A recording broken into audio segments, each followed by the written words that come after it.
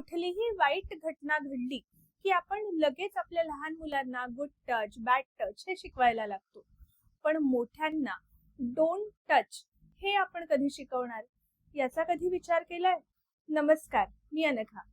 मला माहितीये तुम्ही नेहमी माझे व्हिडिओ स्किप करता, पण आज एका खूप सेन्सिटिव्ह विषयावर थोडं सिरियस आणि थोडं प्रॅक्टिकल बोलण्याचा प्रयत्न केलाय, तर प्लीज हा व्हिडिओ स्किप करू नका. माझं स्वतःचं बाळ 6 वर्षांचं आहे. आता तितक्या लहान बाळाला गुड टच बॅड टच हे कसं शिकवणार? त्यामुळे तितक्या लहान बाळांच्या सुरक्षेची जबाबदारी ही आपल्यावर म्हणजे पालकांवर आणि ह्या समाजावर असते. त्यामुळे हा व्हिडिओ 2 भागांमध्ये डिवाइड केलाय. एक, वैयक्तिकरित्या आपण काय काळजी घेऊ शकतो, आणि दुसरं, सरकारच्या आणि समाजाच्या पातळीवर आपण काय काळजी घेऊ शकतो जेणेकरून ह्या घटना आपल्याला टाळता येतील. सो वैयक्तिकरित्या मी काय काळजी घेते, तर विदाऊट डायपर मी माझ्या बाळाला कुणाच्याही हातात देत नाही आणि कुणाही अनोळखी व्यक्तीसमोर मी माझ्या बाळाचं डायपर चेंज करत नाही. तर हे खूप कॉन्ट्रोवर्शियल वाटेल, पण समाजच असा आहे, लोकच असे आहेत की ही बेसिक काळजी घेणं आजच्या काळात खूप गरजेचं होऊन जातं. दुसरं, ज्या माणसांवर आपल्याला थोडा सुद्धा डाऊट आहे त्या माणसांच्या हातात मी बाळ देत नाही. आणि प्रत्येक बाईला एक मदर इन्स्टिंक्ट आणि एक वुमेन इन्स्टिंक्ट असतं. तिला माहिती असतं, तिला कळत असतं की समोरचा माणूस कसा आहे. त्यामुळे जर का एखादी आई म्हणत असेल की माझ्या बाळाला ह्या माणसाकडे द्यायचं नाहीये, तर घरातल्यांनी सुद्धा तुझं काही पण असतं वगैरे हे तिच्या समोर बोलायचं नाही. तिच्या डिसिजनचा त्या त्या वेळेला रिस्पेक्ट करायचा, कारण एक आई म्हणून आणि एक बाई म्हणून ऑलरेडी तिला माहिती असतं की समोरची व्यक्ती तिच्या बाळाला जवळ घेण्याच्या लायकीची किंवा त्या पात्रतेची आहे का नाही. तिसरं, सर्वात महत्वाचं, कुणी एखादी व्यक्ती आपल्या आजूबाजूची किंवा आपल्या नातेवाईकांमधली कुणीही जर का आपल्याकडे वाईट नजरेने बघत असेल, तर ती व्यक्ती 100% आपल्या बाळासाठी सुद्धा चुकीची आहे.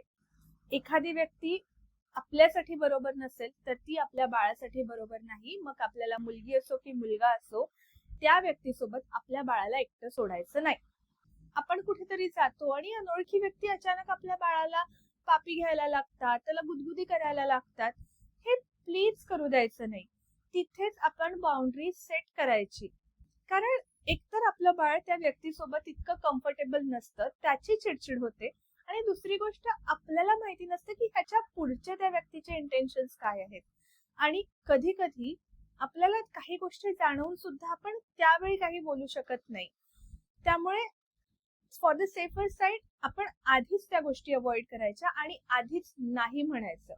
आता आपण प्रत्येकदा जेव्हा बाउंड्रीज सेट करतो तेव्हा लोक आपल्याला म्हणतील की आम्ही काय तुम्हाला तसे लोक वाटलो का, किंवा आपल्याविषयी गॉसिप सुरू होतील आपल्या नातेवाईकांमध्ये किंवा आजूबाजूला, आणि आपण वाईट ठरत जाऊ.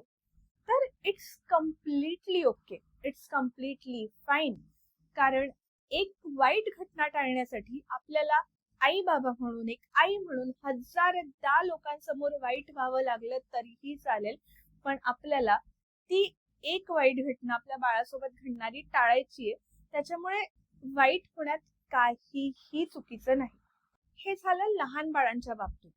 पण जेव्हा तुमची बाळं मोठी होतात आणि त्यांना कळायला लागतं, त्यांना कोणीतरी बॅड टच करतं, कोणीतरी चुकीच्या पद्धतीनं त्यांच्याशी वागतं, आणि जेव्हा ते तुम्हाला येऊन सांगतात तेव्हा त्यांच्यावर विश्वास ठेवा. बरेचदा आपली बाळं आपल्याला काही सांगत सुद्धा नाही, कारण त्यांना आपल्याला खरं खरं सांगायची भीती वाटत असते, लाज वाटत असते, कसं सांगू कळत नसतं. तेव्हा जेव्हा काही माणसं आपल्या घरी येतात तेव्हा आपली बाळं त्यांच्या त्यांच्या बेडरूम मध्ये जातात किंवा कुठेतरी जातात आणि त्या माणसांसमोर येत नाही.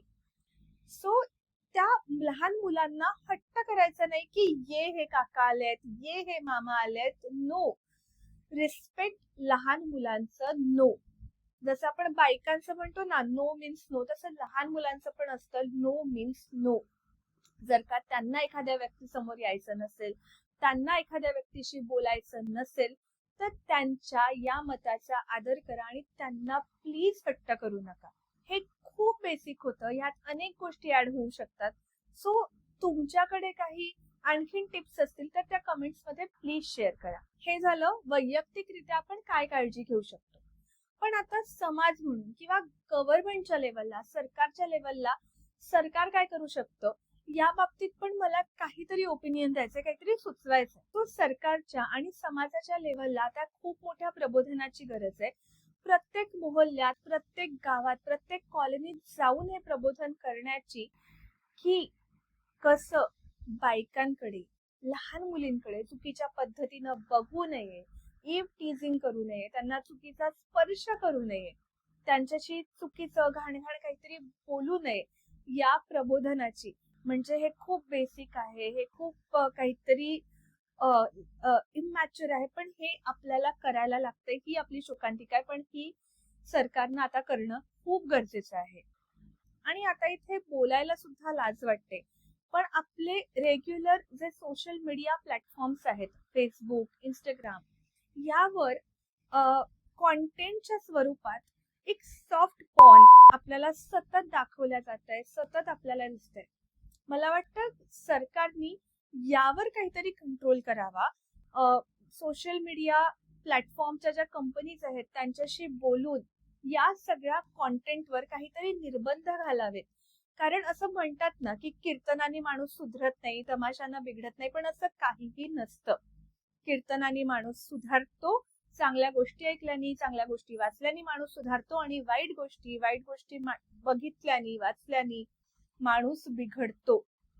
त्याच्यामुळे हा कॉन्टेंट जो आहे तो रेग्युलर सोशल मीडिया प्लॅटफॉर्मवर जो सगळ्यांसाठी आहे त्यावर दाखवणं, दिसणं हे बंद झालं पाहिजे.